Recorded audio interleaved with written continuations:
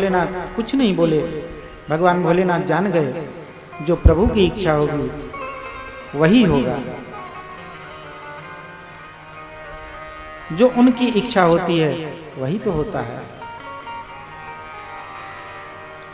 उनकी इच्छा के बगैर कुछ नहीं हो सकता। तो अब प्रभु की इच्छा लगता है कुछ लीला चरित्र रचने की है, इसलिए मैं तो अब चुप हो जाता हूँ, जो प्रभु की इच्छा होगी वही करेंगे। भगवान भोलेनाथ फिर चुप हो गए हैं। माता सती गई हैं और जाकर अपना सामान तैयार किया है। सामान्यतया जो कुछ साथ में लेने का था वो सब लिया है। तंदुक दर्पणाम्बुज, जो कुछ सामग्री साथ में लेनी थी लिया, तैयार किया और तैयार करके भगवान भोलेनाथ के सम्मुख आ गई और आकर खड़ी हो गई। अजी मैं जा रही हूं, चलें हम लोग। अब भगवान भोलेनाथ चुप हैं।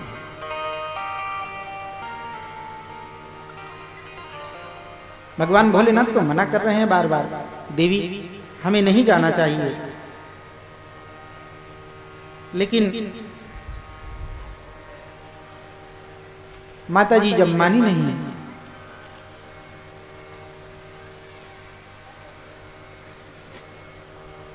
भगवान भोलेनाथ चुप हो गए हैं।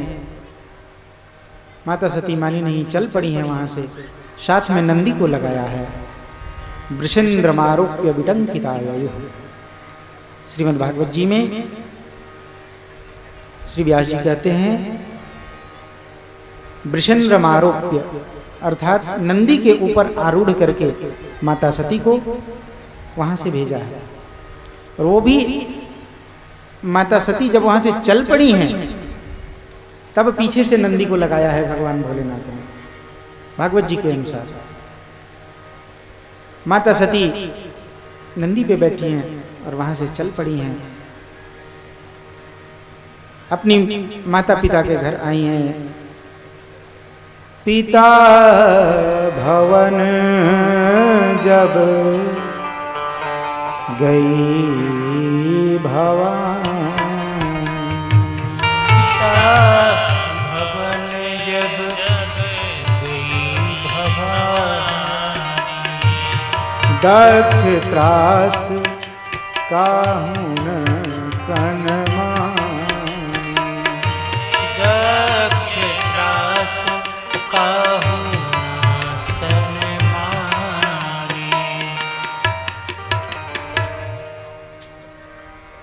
माता सती आई हैं। यहाँ आने के पश्चात सबकी तरफ अपनी दृष्टि घुमाती हैं, सबकी तरफ देखती हैं, लेकिन कोई माता सती से बात नहीं कर रहा है। सबके सब देखकर सती को नजर फेर लेते हैं। माता सती समझ नहीं पाई ये क्या हो रहा है मेरे साथ। सबकी तरफ देखती हैं, जिसकी तरफ जाती हैं वही अपना मुंह घुमा के चल देता है। क्या बात है, कुछ समझ नहीं पा रही हैं। सादर भले ही मिली एक माता।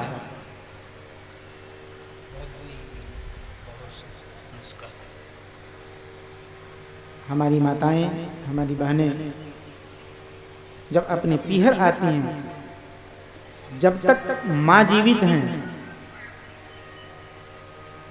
तब तक खूब मान सम्मान, और जिस दिन माता पिता उस घर से विदा हो गए, सबकी बात नहीं कहता मैं, लेकिन प्रायः वो पीहर पीहर नहीं रह जाता, फिर जहर हो जाता है। यहां सती आई हैं तो सती मां को देखकर कोई बात नहीं कर रहा। सादर भले ही मिली एक माता, भगिनी मिली बहुत मुस्कुरा। एक ही केवल मिली हैं जो कुशल क्षेम पूछा है। माँ मिली हैं तो माँ ने कुशल क्षेम पूछा है। बेटी क्या बताऊं, तुम्हारे पिता तो थोड़ी थोड़ी सी बात को लेकर नाराज हो जाते हैं, किसी बात पे नाराज हो गए, अरे चलो कोई गलती हो गई तो उसे क्षमा कर देना चाहिए था, लेकिन पिता तो तुम्हारे हट करके बैठे हैं, चलो कोई बात नहीं, तुम आ गई, अब मैं सब कुछ संभाल लूंगी, चिंता मत करो, चलो। माँ ने इस प्रकार कुशल क्षेम पूछा, कुछ सांत्वना दी, लेकिन सती की बहन जब मिली हैं तो उन्होंने सती से कुशल क्षेम नहीं पूछा, सती की हंसी करने लग गई। अरे मैंने तो सुना तेरे पति के साथ पिताजी का झगड़ा हो गया है। अरे हाँ, भला होवे भी क्यों नहीं, तेरा पति तो वही है ना, भांग धतूरे आंख इत्यादि खाकर मस्त होकर पड़ा रहता है, वही ना। उसके बारे में लोग तो बड़ी विचित्र बात किया करते हैं। भला पिताजी का उससे मनमुटाव हो भी क्यों ना, उसे तो संसार से, इस दुनिया से कुछ मतलब ही नहीं है, भांग धतूर इत्यादि खाकर पड़ा रहता है। ऐसे इस प्रकार भगवान शिव की निंदा करने लग गई। सती ने देखा, सती सुनकर चुपचाप रह गई। समय को अवसर जाने के विषधर साधे मौन। जब अत्यंत विषैला जीव भी होवे और वो जान जाता है कि अब मैं घिर चुका हूं, तो वह भी चुपचाप हो जाता है। ऐसे ही सती भी चुपचाप रह गई, किसी का कोई प्रतिकार नहीं किया। आगे बढ़ी है माता सती, आगे बढ़कर जहां पे यज्ञ हो रहा था उस यज्ञ वाली सभा में गई हैं। वहां जाकर देखा तो सबका आसन बना हुआ था, सबका स्थान बना हुआ था, लेकिन भगवान भोलेनाथ का कहीं कोई स्थान नहीं था। ये देखकर माता सती का हृदय दुख से अत्यंत भर गया है। अपने मन ही मन सोचने लगी हैं, भगवान भोलेनाथ सत्य मुझे मना कर रहे थे, लेकिन उनके लाख मना करने के बाद भी मैं नहीं मानी, मैं यहाँ चली आई और आकर आज यहाँ ये स्थिति देख रही हूँ। सबका स्थान बना हुआ है, सबकी पूजा हो रही है, लेकिन केवल मेरे पति भगवान भोलेनाथ की पूजा नहीं, केवल उन्हीं के लिए स्थान नहीं बना है। ये देखकर सती का हृदय अत्यंत क्रोध में भर आया है। श्रीमद् भागवत जी के अनुसार अंगूठे के अग्रभाग से अग्नि प्रकट हुई है और उसमें माता सती जलने लगी हैं। यहाँ पिता के यज्ञ कुंड में कूदकर माता सती अपने प्राणों का परित्याग कर देती हैं। सती का शरीर धू धू करके जलने लगा। नंदीगण दौड़े दौड़े गए हैं, जाकर भगवान भोलेनाथ को सूचना दी है, बाबा अरे क्या हुआ। नंदीगणों ने सूचना दी, बाबा माता जी तो यज्ञ कुंड में कूद गई हैं, उनका शरीर धू धू करके जलने लगा है। भगवान शिव को अपार क्रोध आया है, अपनी जटाएं खोली और जटा खोलकर नीचे धड़ाम से पटका। उससे वीरभद्र नाम का एक गण प्रकट हुआ है। उस वीरभद्र को भगवान भोलेनाथ ने आज्ञा दी, जाओ जाकर दक्ष का यज्ञ विध्वंस कर दो।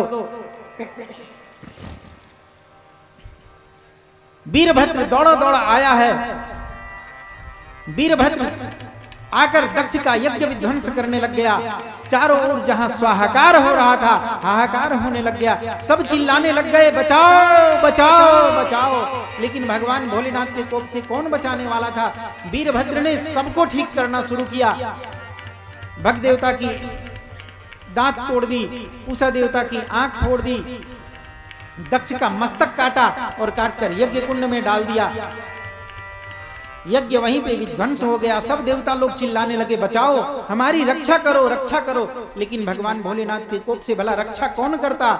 ब्रह्मा जी के पास गए हैं सब देवता लोग, प्रभु आप कुछ बताओ। ब्रह्मा जी ने कहा, मैंने पहले ही मना किया था, जहां भगवान शिव का अपमान हो रहा हो ऐसे स्थान पे तुम्हें जाना नहीं चाहिए था। तुम सब के सब गए, अब लो उसका फल भुगतो। बाबा अभी तो हमारी रक्षा करो, नहीं तो ये वीरभद्र हम सबको भी मार डालेगा।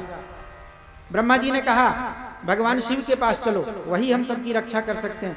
देवताओं ने कहा, प्रभु दूर से तो इतना क्रोध है, पास में जाएंगे तो पता नहीं कहीं तीसरा नेत्र खोल के हमें भस्म ही ना कर दें। ब्रह्मा जी ने कहा, नहीं नहीं, शिव प्रलयंकर हैं तो शिव शंकर भी हैं, चलो उन्हीं के पास चलते हैं। सब देवता लोग दौड़े दौड़े आए हैं भगवान भोलेनाथ के पास कैलाश में, और कैलाश में आकर सबने जय जयकार की है। बोलिए भूत भावन भगवान भोलेनाथ की जय हो। भगवान भोलेनाथ समाधि में थे, आंखें खोली, आंखें खोलकर देखा, अरे देवता लोग, आप लोग यहाँ कैसे? अरे आप लोग तो दक्ष के यहाँ यज्ञ में गए थे ना। अब देवताओं की कहाँ हिम्मत पड़े कि देवता बोले प्रभु यज्ञ तो आप ही ने विध्वंस करवा दिया। देवताओं की हिम्मत नहीं पड़ रही थी। देवता लोग चुपचाप भगवान भोलेनाथ की ओर एकटक निहार रहे थे। क्या बोले कुछ समझ में नहीं आ रहा था। ब्रह्मा जी ने बीच बचाव किया। ब्रह्मा जी ने कहा प्रभु इनकी कुछ बोलने की हिम्मत नहीं है, आप चलिए और चलकर दक्ष का यज्ञ पूर्ण करवाइए। भगवान भोलेनाथ ने कही मैं दक्ष का यज्ञ पूर्ण करूं? कैसे? मैं कैसे यज्ञ में जाऊं? मेरे ससुर दक्ष ने स्वयं मुझे शाप दिया है कि मुझे यज्ञ में भाग नहीं मिलेगा। जब मुझे यज्ञ में भाग ही नहीं है तो मैं यज्ञ में कैसे जा सकता हूं? यज्ञ में जाने का मुझे अधिकार ही नहीं है। भगवान भोले ब्रह्मा जी ने कही आपके ससुर ने अगर आपको शाप दिया है तो मैं आपका पिता, श्रीमद् भागवत जी के कल्प के अनुसार ब्रह्मा जी भगवान भोलेनाथ के पिता हैं। भ्रिकुटी के मध्य भाग से, ब्रह्मा जी के भ्रिकुटी के मध्य भाग से नील लोहित तेज उत्पन्न हुआ जिसका नाम रुद्र रखा गया। वही रुद्र भगवान शिव हैं। भगवान ब्रह्मा जी कहते हैं भगवान शिव से मैं आपका पिता होकर आपका बीच बचाव करता हूँ। यज्ञ की सूची सामग्री में आपका हिस्सा नहीं होगा, लेकिन यज्ञ की जो बची हुई सामग्री होगी वो आपकी होगी। चलिए चल के दक्ष का यज्ञ पूर्ण करवाइए। भगवान भोलेनाथ ने सहर्ष स्वीकार किया है इसे। सहर्ष स्वीकार क्यों कर लिया? क्या भागते भूत की लंगोटी पकड़ने के लिए? नहीं नहीं, भगवान भोलेनाथ ने इसलिए स्वीकार किया कि ऐसे तो मैं वैष्णवों में अग्रगण्य हूं ही, यज्ञ मेरे प्रभु का स्वरूप है, तो यज्ञ की बची हुई सामग्री वो मेरे प्रभु का प्रसाद हुआ। ऐसे मैं भगवान का भक्त हूं ही, प्रभु का प्रसाद ले लिया तो मैं वैष्णवों में और आगे हो जाऊंगा। ये सोचकर भगवान भोलेनाथ ने यज्ञ का प्रसाद, भगवान भोलेनाथ ने यज्ञ नारायण भगवान का प्रसाद उसे ग्रहण कर लिया है। आए हैं, सबको यथा योग्य ठीक किया है। दक्ष को बकरे का मस्तक लगाया गया है। भृगु जी की दाढ़ी उखड़ गई थी, भृगु जी को बकरे की दाढ़ी लगाई गई। भग देवता की आंखें फूट गई थी, उनको कहा आप मित्र देवता की आंखों से देखना। ऐसे करके जिसके जिसके अंग भंग हुए थे सबको यथा योग्य ठीक किया है। सब ठीक हुए हैं। उसके बाद यज्ञ पूर्ण हुआ। माता सती जब शरीर का त्याग कर रही हैं, सती मरत हरिसन बर मांगा, सती मरत हरिसन बर मांगा, जन्म जन्म शिव पद अनुरागा, जन्म जन्म शिव पद अनुरागा, तेहि कारण हिमगिरि गृह जाई, तेहि कारण हिमगिरि गृह जाई, जनमी पार बदी तनु पाई, जननी पार्वती तनु पाई, जन